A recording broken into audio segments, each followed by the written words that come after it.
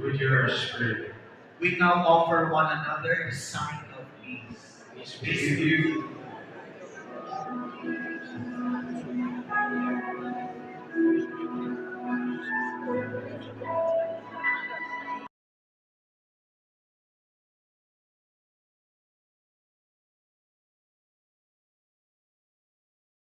I'm Jim Lopez-Arab in the films and one of the board of trustees of Moral Fund. Magandang hapon sa inyong lahat. Sana ma-enjoy natin itong buong hapon na ito sa ating 50th anniversary ng Moral Fund. One, dental chatter. Bakit mo si dental chatter para maging isa sa akin ng Moral Fund?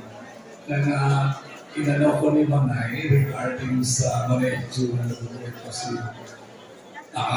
Manay Iju that time. Inan niya sa akin kung ano yung pwede pang i-addition sa Moral Fund na para magiging isang legacy ng Moral Fund. Sabi ko sa kanya, Manay, bakit hindi tayo gumawa ng isang checker sa Moral Fund checker? And then sinabi na, okay, magandang idea. So pinabuo niya sa akin and then with the working class and Moral Fund, gawa namin yung with the board, approval of the board.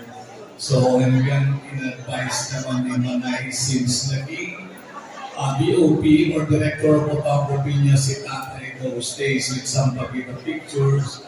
Inano niya na bakit hindi natin gawing dental checker yung pangalan ng Moral Fund, which is in-approve naman nila Chairman Woods and the other board of members ng Moral Fund. So yun, doon nabuo si Moral Fund and then so ngayon yun yung ano natin and then luckily also with the addition of Dingdong and Alden sa ating board is parang marami pa kayong aabangan sa malalabas na ano ng Moral Fund. Lalo na sa MFI ni Sir Vicky Orellana. Yun lang po. Thank you. Si Mayor Erap noong panahon na yun ay kailangan mapirmahan ni First Lady Imelda Marcos dahil siya yung Metro Manila Governor that time.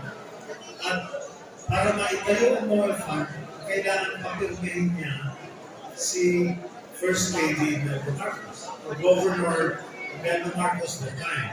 So, sa pagkakataon, naabutan ni Erap si Imelda sa Cultural Center of the Philippines at nanonood ng isang show sa CCP. So, pagdating doon ni Mayor Erap, ang sabi ni Imelda, Erap, ba't ka na dito? Hindi ko alam, mahilig ka pala sa ballet. Kasi ang palabas na pinapanood ni Imelda ay ballet. Pero si Erap, napilitan siya manood ng ballet para mapapirmahan lang yung papeles na magtatayo ng Moral Fund. Okay? At isa pa, ang pangalan Moral Fund, Movie Workers Welfare Foundation,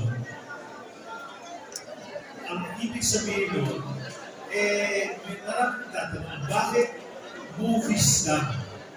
Ba't hindi nyo isama yung television? So sabi ni Erap, sa kanyang Erap joke, alam mo, pag isinama natin yung television, hindi na maganda ang tulog ng pangalan. Kasi magiging, from Moral Fund, magiging Motel Fund. So yun na. Thank you. Thank you so much.